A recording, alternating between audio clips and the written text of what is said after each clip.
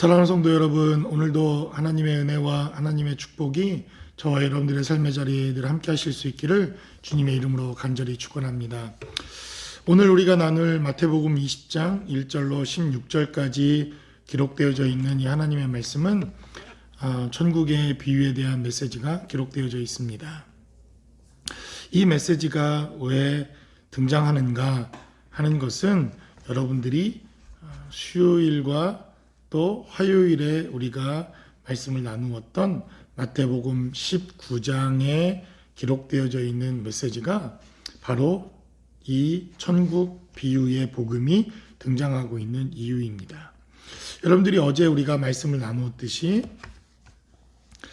청년 하나가 주님께 찾아옵니다. 어제 기록된 말씀을 통해 그가 하나님의 나라와 메시지를 듣고 가진 것이 많음으로 근심하여 떠나갔다. 이렇게 화요일 메시지에 기록됩니다. 또 수요일에 기록된 메시지는 우리가 부자가 하나님의 나라에 들어가는 것이 어렵다. 이러한 메시지를 통해서 정말 진짜 천국이 무엇인가, 천국에 하나님이 주시는 은혜와 메시지는 무엇인가, 이렇게 마태복음 20장에 천국에 대한 메시지가 기록되는 것을 보게 됩니다. 20장 1절은 기록하기를 천국은 마치 품꾼을 얻어 포도원에 들여보내려고 이른 아침에 나간 집주인과 같다. 성경은 이렇게 기록합니다. 천국이 무엇과 같다 이렇게 말합니까? 집주인과 같다 이렇게 말합니다. 품꾼을 얻어 포도원에 들여보내려고 이른 아침에 나간 집주인과 같았다 이렇게 말씀하고 있습니다.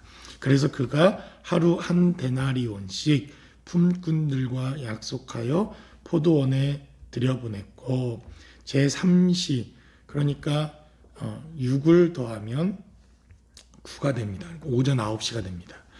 9시에 나갔더니 장터에 또 놀고 서 있는 사람들이 있어서 그들에게도 포도원에 들어가라. 내가 너희에게 상당하게 주리라 이렇게 말합니다. 여러분 2절에 기록된 메시지와 4절에 기록된 메시지의 차이가 있습니다. 한 데나리온 하루 품삯을 말합니다. 그리고 4절에 기록된 메시지를 보니까 너에게 상당하게 주리라. 데나리온의 약속이 다릅니다. 그러니까 아마 제3시 9시 오전 9시에 들어간 사람은 한 데나리온보다는 작게 받을 것을 기대하고 갔던 것 같습니다. 그래도 품삯을 상당하리 만큼 주겠다고 약속한 그 약속을 믿고 그들은 들어갑니다. 제11시에도 나가보고 또 저물었을 때도 제11시면 이제 오후 5시가 됩니다. 그러니 대부분 일이 끝나는 시간까지 이 집주인은 계속해서 포도원의 일꾼을 모집하고 그들에게 약속을 합니다. 아마도 4절에 기록된 대로 그들에게도 상당히 주리라 이렇게 약속을 했던 것 같습니다. 8절에 기록된 대로 저물매 포도원 주인이 청지기에게 이르되 품꾼들을 불러 나중 온 자로부터 시작하여 온 자까지 싹을 주라 하거늘 제11시에 온 자들이 와서 한 데나리온씩 받거늘 이라고 말합니다. 그러니까 지금 1시간, 2시간밖에 일하지 않은 사람도 한 데나리온씩을 받게 됩니다. 그러니까 먼저 온 자들은 어떤 기대감이 있었겠습니까? 더 많이 받을 것이다. 나는 저들보다 더 풍성하게 받을 것이라고 하는 기대감이 있었을 것 같습니다. 그리고 10절에 마찬가지로 먼저 온 자들이 와서 더 받을 줄 알았더니 그들도 한 데나리온씩 받게 됩니다. 문제는 여기에서 발생을 합니다. 어떤 이들은 많은 시간 일을 했고 어떤 이들은 많은 시간 일을 하지 않았음에도 불구하고 그들은 한 데나리온씩 받게 됩니다. 여러분 이 주인은 불공평한 사람입니까? 이 주인은 도대체 왜 이런 일을 한 것입니까? 저도 처음에 이 메시지가 이해가 되지 않아서 왜 그랬을까? 분명히 처음부터 온 사람들은 불평과 불만을 가질만 하다. 왜냐하면 동일한 시간에 일을 하지 않은 사람들도 한 데나리온씩을 받았다고 한다면 처음부터 새벽부터 이른 새벽부터 나와 마치는 시간까지 일을 했던 나에게는 더 많은 것을 받는 것이 당연한 것이 아니냐라고 하는 이러한 생각을 누구나가 다 당연하게 생각하기 때문에 그렇습니다. 저 같아도 엄청 화를 내고 그리고 주인을 욕하고 또 이 불공평함에 대한 공정하지 못함에 대한 이런 이의를 제기했을 것 같습니다. 그런데 오늘 본문에 기록된 메시지를 살펴보면 처음 이른 아침에 온 사람들과 이 사람들의 차이점 하나가 있습니다. 그 차이점 하나가 대단히 큰 것입니다. 다시 본문의 메시지로 돌아가면 2절에 기록된 메시지가 그가 하루 한 데나리온씩 이른 아침 처음에 온 사람들과는 약속을 합니다. 계약을 하게 됩니다. 그러나 3절부터 6절까지 기록되어져 있는 일거리가 없어서 그 누구도 써주지 않는 사람들, 그 누구도 자신을 일꾼으로 부르지 않는 이런 사람들과는 계약이 없었다는 것입니다.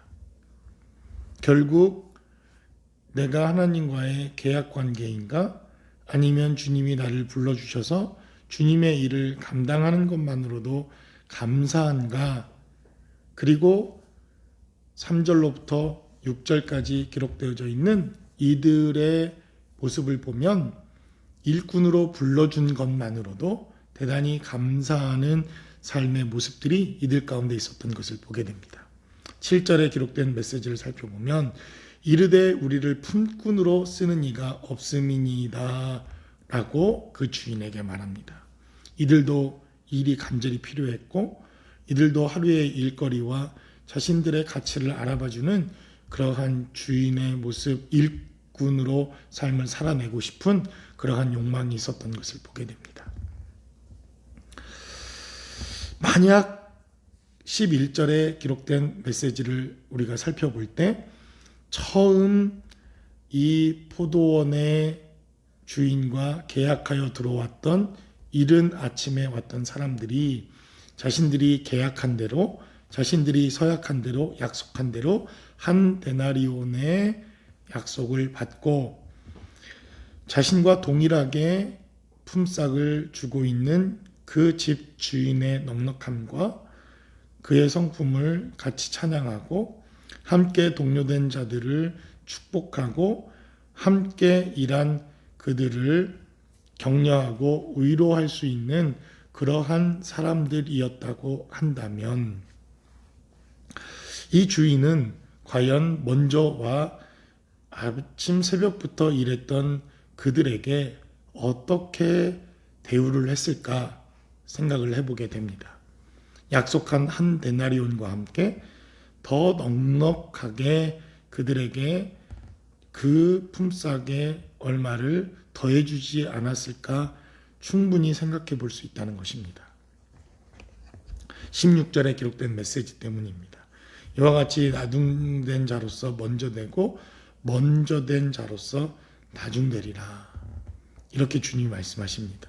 그러니까 이 말씀을 뒤집어 보면 먼저 된 자들은 주님이 무조건 나중된다는 것이 아닙니다.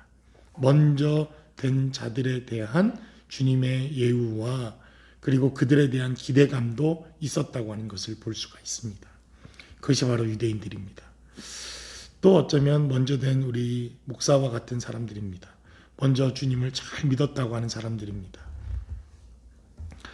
혹 우리는 먼저 되었다고 하는 이유 때문에 주님께 이렇게 항변하고 있는 것은 아닌지, 내가 목사인데, 내가 그래도 하나님 앞에 이렇게 헌신했는데, 내가 그래도 주님께 이러한 삶을 살았는데, 나의 몫은, 나에 대한 하나님의 평가는, 나를 향한 하나님의 기대감은 이러한 것들이 분명히 우리 가운데 있을 수 있다는 것입니다. 그러나 이러한 모든 부르심에도 주님의 주권과 주님의 섭리와 주님의 계획과 주님이 원하시는 삶의 모습이 있다고 하는 것을 우리가 인정하는 것에서부터 천국은 시작될 수 있다고 하는 것을 성경은 우리에게 말씀합니다. 그러므로 저와 여러분들의 삶의 자리에 이러한 천국의 복음과 천국의 계산법과 천국을 향한 소망이 저와 여러분들 가운데도 늘 함께 하실 수 있기를 주님의 이름으로 간절히 축원합니다.